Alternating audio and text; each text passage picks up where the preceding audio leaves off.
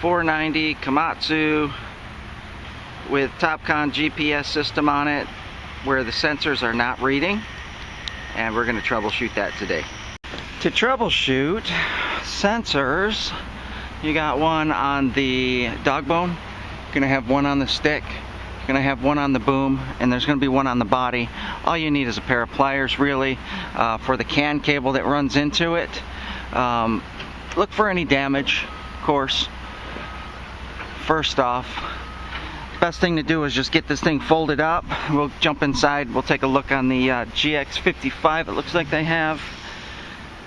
Yeah, and we'll just look for damage. And we'll start by turning the system on, seeing if it powers up. Alright, should go into Auto 3DMC program. And there's the auto. If they have a base on, we should connect.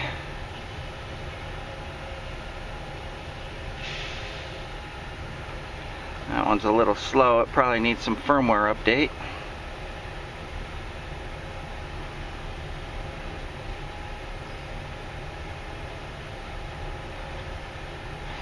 See the X over the GPS.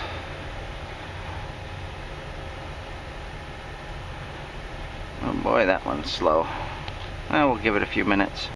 Yeah, still sitting here waiting for the GPS to come up, and if you look at the cable, that's the auxiliary antenna. If you look at the cable right where that connector is, it looks like it's split. So we're gonna have to check that out as well. That's probably giving them the GPS issues. Well, now seeing that and noticing that it's taken forever to load up, we'll just hit cancel. Let's just jump in there and let's just take a look and see what kind of, they got 3.1 2011 P1. That is some old firmware for sure. Distance to base is 0, so we're not connecting at all. Interesting. Nothing, no satellites, nothing. Let's go in and take a look at their firmware, or their software, 3DMC.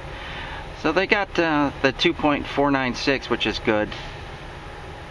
Firmware version unknown. That's interesting. So X over GPS to start.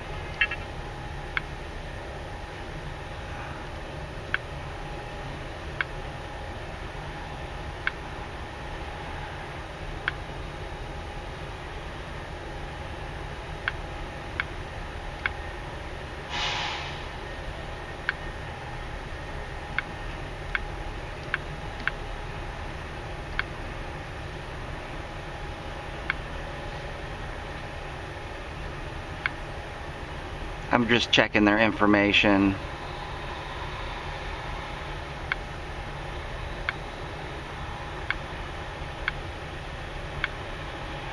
Oh, that's interesting. I doubt that IMU is 00. And very rarely are the center of rotations 0. So they probably have a little bit of measurement issues with this one, I would probably say. Well, let's see if this one's... Well, we're reading our body sensor, so that's good.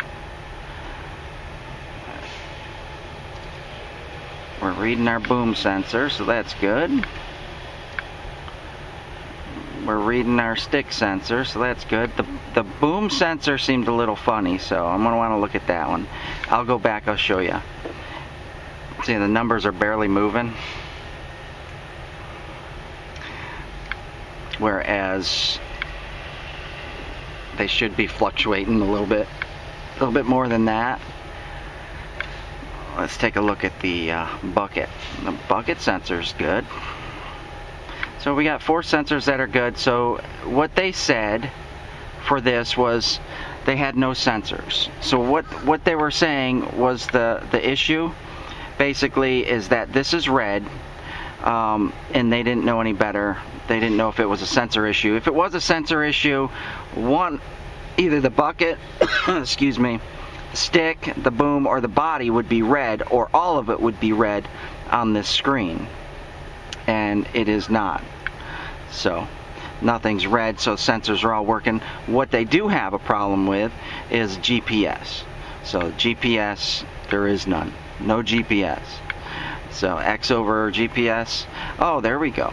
We just got a red bucket slope sensor offline, and that could just be because of the antenna not reading. So we'll fix the antenna first, GPS antenna, and then we'll check out the rest of the system. So we do have something red now, and that's a bucket, but let's fix that problem first. So I'm going to get this machine all curled up and ready for inspection. So the best way to inspect this system is just curl it up. Get it nice and curled up so you can gain access to these sensors. And with these CAN cables, all you really need to do is just give them a little wiggle. Check for tightness. If you can pull this out, you'll feel it. It'll separate right here. That's what goes bad. This is a silicone cable. It expands and contracts and goes bad that way. Just pops its little metal screw head off. Just checking for damage right now. So the bucket went red, but I assume it's just pretty much primarily because of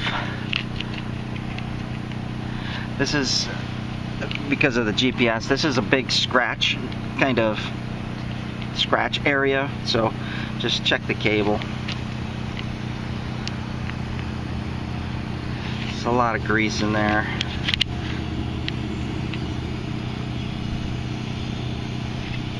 That feels alright to me. This is another pinch point right here. Just check the cable. Look for any damage. Alright, let's jump up there and look at that auxiliary antenna. Oh yeah. That's not normal.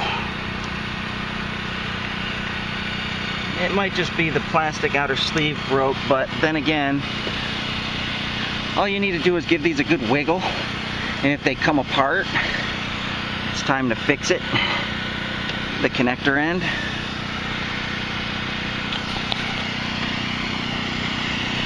Also, it's a good idea to take it off and inspect the pin that's on there.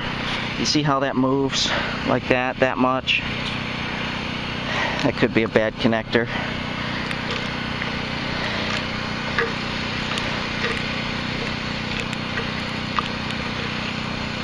Yeah, feels like a bad connector. I imagine there's something wrong in there too, possibly. I've never seen them crack like that before. That's interesting.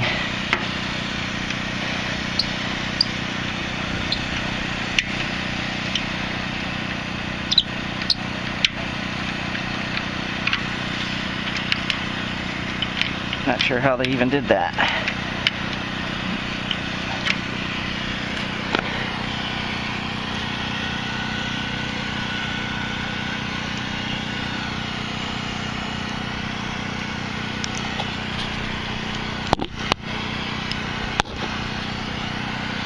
I don't see any exposed wire, but that doesn't mean it's not bad.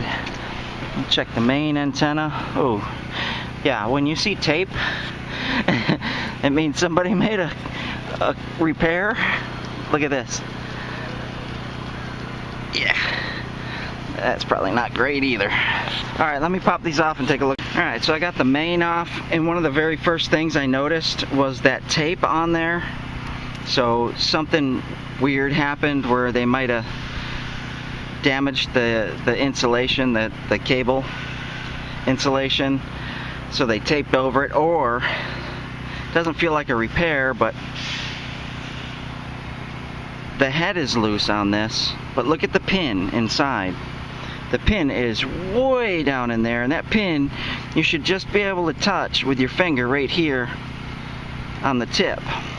And then if you look, they've gone and boogered up their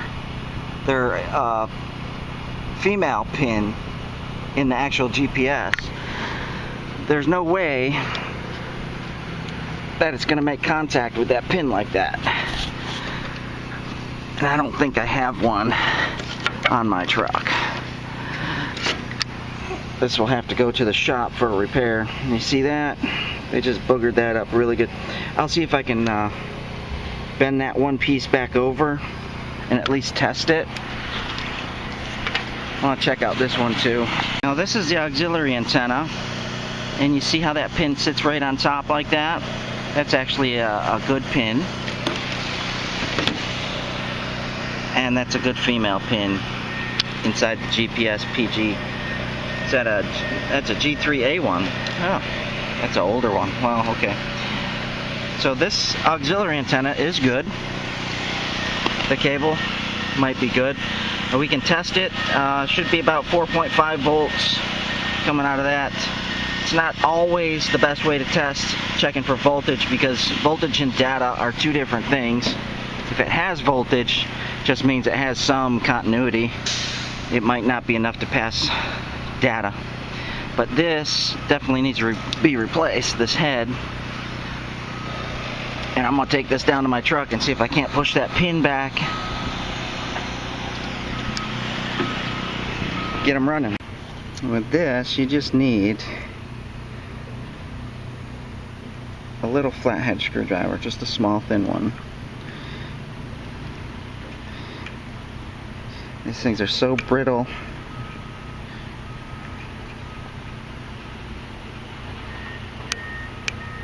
Yeah, see, it broke off already. Barely touched it. There it is. What that is from, what happens with that is somebody jamming in the cable and not straight, just jamming it in and then maybe torquing it down way too hard. So this is going to need a new connector and a new female. And now we may still be able to get this to work, even though it's missing a little ear off that female, but it's never going to work with that pin way down in there like that. So what we'll do is we'll just cut this and stick a new connector end on there and be done with it and try it, and that should work. And then we'll just let them know they'll have to take that to the shop and have it repaired. I don't have that that female on me, so now there's two different style connectors for these cables. Sometimes they'll have the thin inner wire, sometimes they'll have the thicker one. So this one is the thicker pin that goes over that thick wire, and this is the thin pin, really thin hole, so the thicker one goes in that. So you just basically take the connector, you put it on like so, and you're gonna skive back this insulation back to about where my fingertip is, and then slide the ring over and put the pin on, slide this over, crimp it down. So I skived off the insulation, slipped my ring on, and now all you need to do is bend back the ground like so. Your pin is going to need about 3/16 exposure.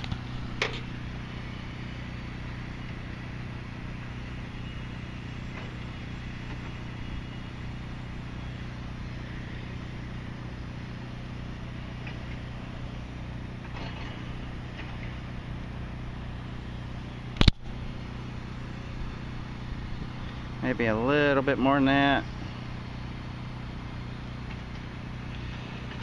It's easier with two hands.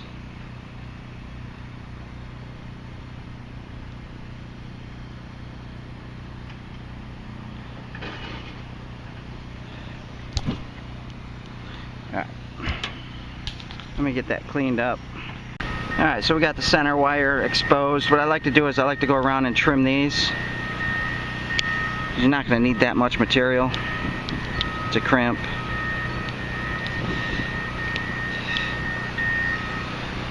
These things feel like they're going bad.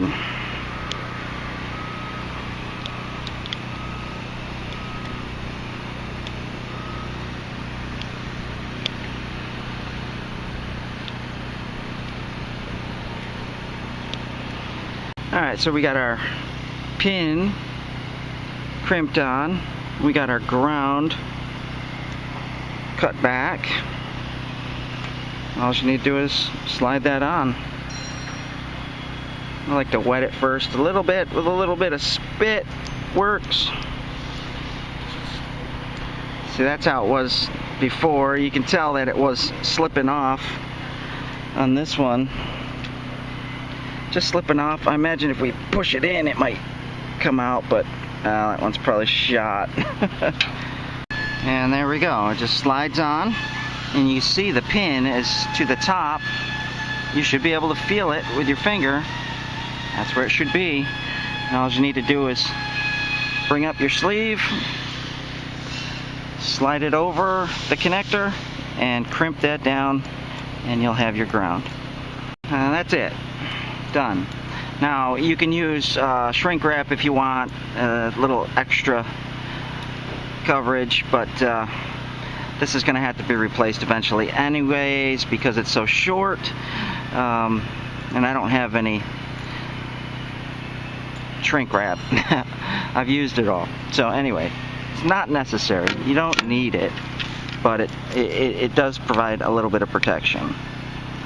So we want to just maneuver this so that it's gonna connect without any issues. So just screw that right up in there and we'll give it a try. Alright, so I got the main on. The main runs your GPS and your sensors for the GPS, basically. Your auxiliary pretty much runs the position of the machine. Where is it at in relation to your model? Let's go check out the system, see if we got GPS. If not, definitely gonna have to repair it. Yeah, it's not making contact. What we'll do is restart it.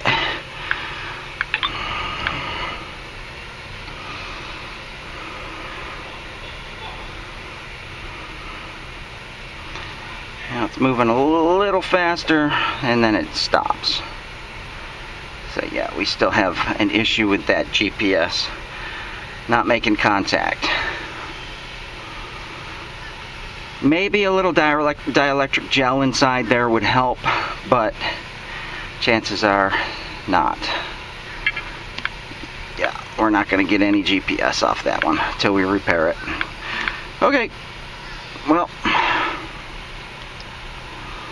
that's the problem with this machine. So what the company's going to do is they're going to bring over another antenna so that we can just try it and see what happens. Because I did put a new connector end on that cable, and we did notice a little damage on the auxiliary, but it doesn't have main GPS. So this is the main GPS, and that is the problem with this machine. So my suspicions, it's going to work just fine with another antenna, no issues, and this one just needs to go to the shop for repair. Normally I would have this on me, which all you need to do, take out all these screws here, pop that cover off, get inside there. It's usually epoxied on the other end, and it's just a nut that comes off. So you gotta scrape out the epoxy, take the nut off, slide this out. It's connected by a couple little wires, swap it out, and there you go. But parts are hard to get nowadays for some reason. This is an old system. Old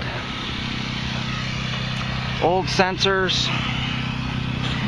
Interesting place to put it. Usually they're mounted on the side. We don't mount on the left or the right hand side anymore. We mount on the left hand side, but yeah, you can tell this one's got some age to it, and they're still working fine. So, and this is one of the main reasons why I'm probably not gonna mess with the firmware. You notice the firmware for the GPS was like 2011.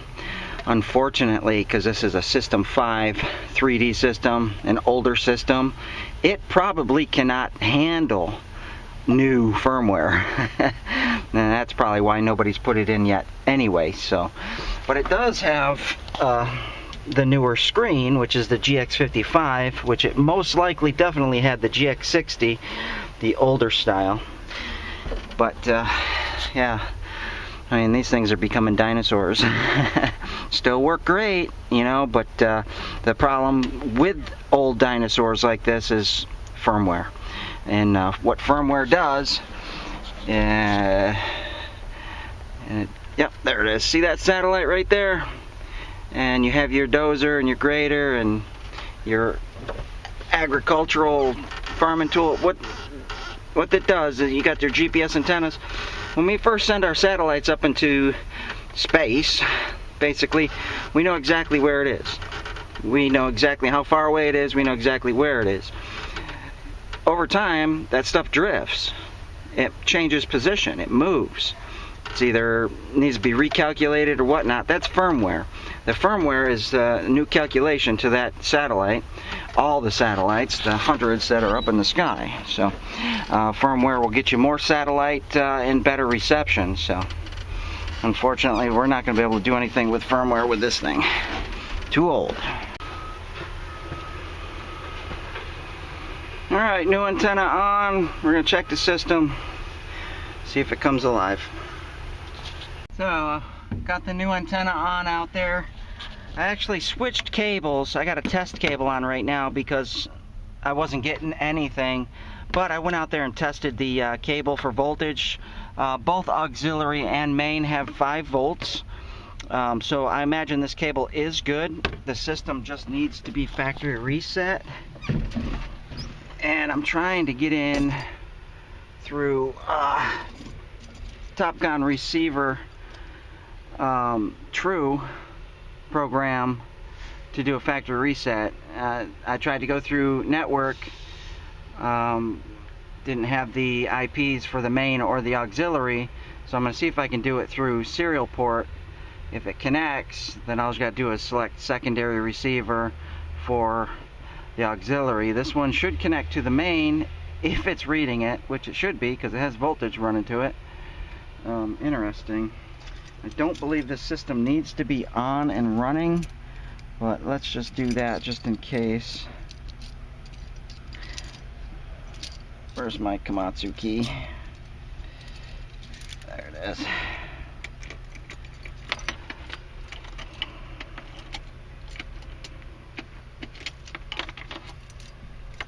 Komatsu key that doesn't work.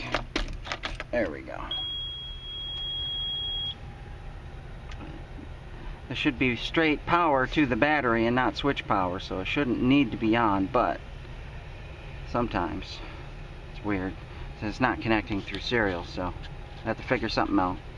Alright, so we finally got GPS on this thing. It's reading 14 out of 16 satellites, 8 GPS, 6 GLONASS. Again, I'm not going to worry about that firmware update until they say they have an issue. I just did a factory reset through True. So they got this set for serial port, so that's what I used. If you go into the machine file, you'll see this is where the comms configuration is. They got it set for serial port comms 1. You can change that to any comm you want. So I just factory reset the main through that, and we got GPS, so that's good. But now we have a slope sensor issue, which is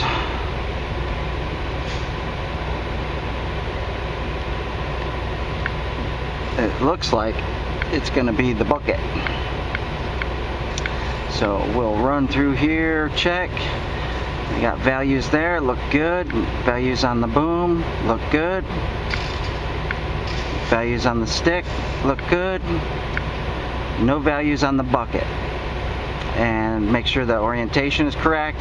Label right, arrow forward. That's correct. So we'll jump in, we'll swap that sensor out, or just check that connection out there and take a look and see what's going on. Might just be a bad cable. So this might have been their original problem, but then it developed into a GPS problem. I see that a lot where, you know, stuff starts going out and they start messing with the GPS antenna back there and they actually damage it, you know, getting frustrated and stuff. So that's likely what happened. Well, what I'll do is I'll throw a new cable from the stick sensor right here. I'll run a cable back, run it in, and see if it's just not the cable. If it's still not working, we'll just put a new sensor on there. So I just ran a new test cable from bucket sensor to stick sensor. Let's see if it's gonna read.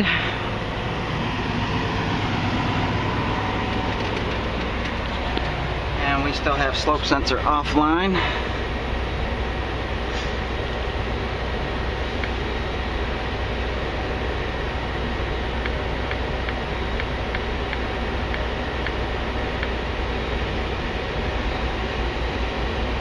And still no values. So now we'll just swap out that sensor. When we do swap out that sensor, and if it is the sensor, we'll just have to recalibrate, run through a calibration on this, which it probably needs anyway. Alright, before we can just go slap any sensor we want in there, we have to actually take into consideration the serial number. Two serial numbers that are identical do not like each other. So we'll just go back into machine setup. Let's just take a look at the sensor numbers, make sure they're not matching. So we got a 09, that's a 41, that's a 29, got a 21, 37, and a 93. So we can use either one of these sensors. As long as it's not the same digits, we're good. And don't forget to note which end the terminator was on. So there's the arrow. Terminator's facing the arrow, and it was sitting like this with the arrow facing the bucket pin. That way.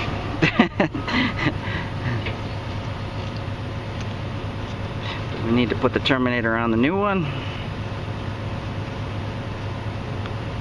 So we got a new sensor on it, and I connected it back to the original cable. Note the last two, 4-1. Let's go see if we have life. We'll have to reassign it.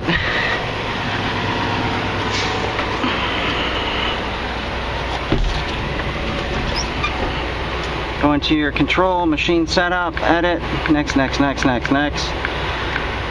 Get to your... And there's 4-1. You see it on there, so it sees it.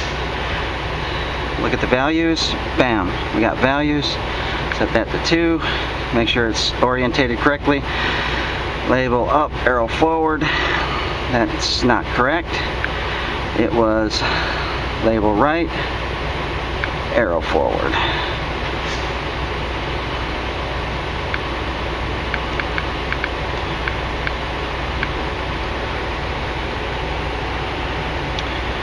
And we're now initializing. So now all we have to do is recalibrate that dog bone. But I'll go ahead and I'll check the boom, and I'll check the stick, and I'll basically retake the measurements and stuff like that. It probably won't initialize just because it's not calibrated, but then again it may. So, but anyway, the error is gone. That's the problem. So let's calibrate this thing. So all you need to recalibrate this, basically the stick portion and the dog bone is what we're going to be calibrating. You need vertical and horizontal elevation. So basically David White would just be fine. So now we just need to go to machine setup, edit, next. Go back to the bucket sensor that we just did. And this is going to be probably off. I go ahead and select. And that's -133. So for calibration, what we need to do is we need to go from dog bone pin to the bucket pin. We need to get that lined up, and then we need to line up the dog bone. So a nice 90-degree angle right here, using any kind of leveler system. I got the David White, so when you're by yourself, it's going to take a few trips back and forth, so be patient with yourself. Now we're perfectly lined up with the dog bone and the bucket pin. Disregard the coupler pin. You're lining up the dog bone and bucket pin. Now we need to make that dog bone level across, and I just need to come down just a touch. Alright, so I'm perfectly level. Got my 90-degree angle right there.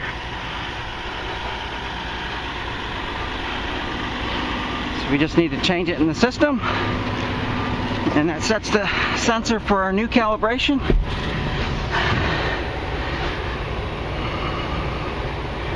So you go into your attachment. One thing to remember, let's cancel out of there, let's go back, I'll show you. Your body is sitting at a certain roll, okay? And right there is negative 1.2. So all the sensors should be reading that.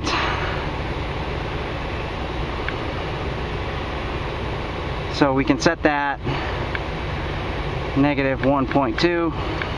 That matched the body.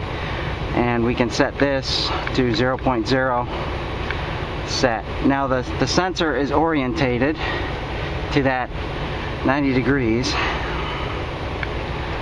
So now we just need to calibrate the dog bone for 90 degrees. Okay, next. And edit the bucket. If you changed any measurements, which we did not. Next. We just need to calibrate this, the bucket pin down to the teeth.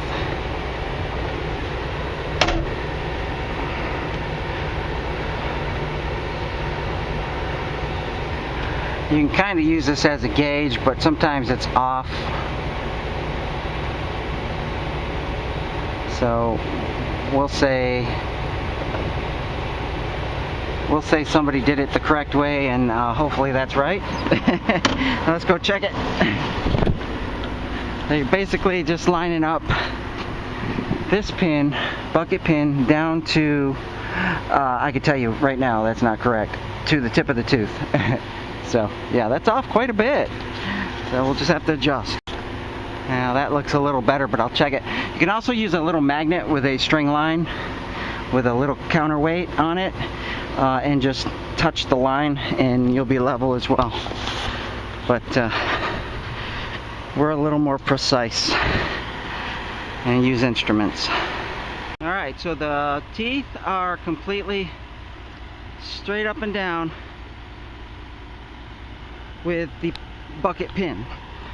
After this calibration, all you need to do is have a smart level for the last calibration. So once we get that set, yeah, that's 5.2 degrees off. No two sensors are going to be the same, so this sensor might be 5.2 degrees off from the other one. So just hit calibrate. It tells the sensor, hey, that's my new 0. Okay, next. Now basically all you're going to do here is get this thing, you get that bucket flat and use the level on it, and I'll show you where to put the level when measuring.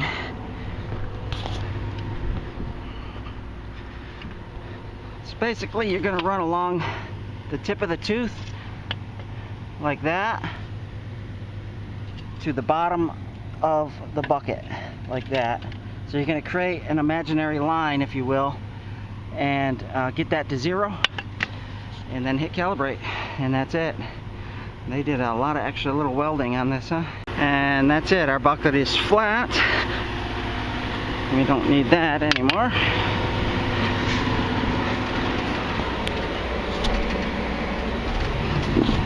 We can just hit calibrate, and it didn't change much, so that's good. Finish.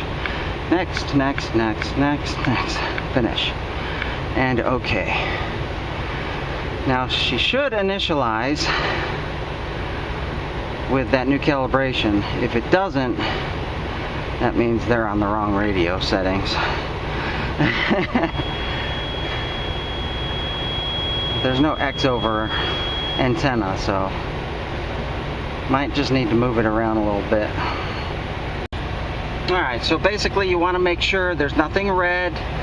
You want to make sure the orientation of how you have the machine sitting matches the orientation as it's sitting on the screen. And this all looks good. I just got to throw a couple zip ties on that cable. It went green there for a second, so something with their antenna on here, I imagine, their radio antenna. Might need a little gel, I don't know. Thing looks a little old. I'll just throw a new zip tie there, new zip tie here, and that'll be it. Alright, so what we'll do is we'll just get the machine up and moving. We'll move it around the site a little bit, see if that connection doesn't get better. And what always happens out here at these sites, you can't find anybody. Everybody's gone to lunch. You can't find anybody. You saw that flash green, right? So this has, it wants to go, but it is not.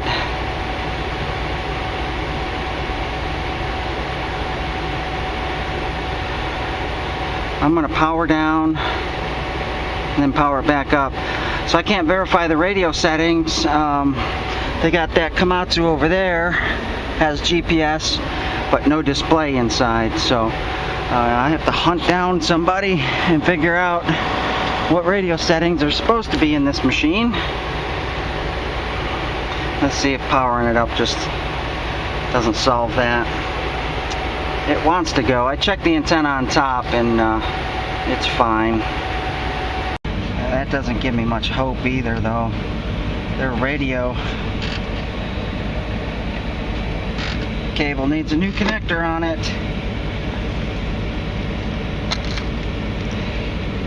It's almost like they just kind of bought the system used, put it on, and said, alright, let's call for help and see if anybody can fix this thing.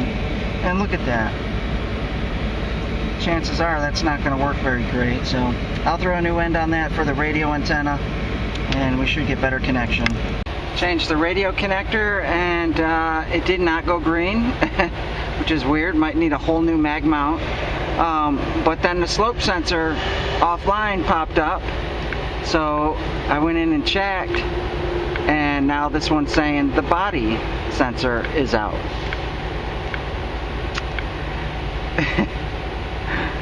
And it's so weird. No, it's not even reading. Boom is good. Stick is good. Bucket is good. Alright, this thing's just falling apart. I think it's time for a new system. Huh. Well, I'll go out and check that. Well, tried a new mag mount. That didn't do anything. Reconnected, powered it off. Do you see that flash green? Powered it off, powered it back on. The body sensor came alive. This thing, I think it's just time for them to get a new system. I mean, that's, it's alive now. I mean, it just makes no sense. It doesn't want to connect to the radio. Issues. Yeah. I mean, how old can you get? So, radio's working, flashing green. We got satellites counting down. So,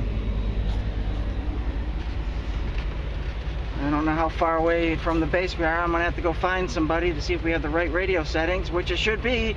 It's going green. It flashes green once in a while. But maybe it's got a bad antenna on their base.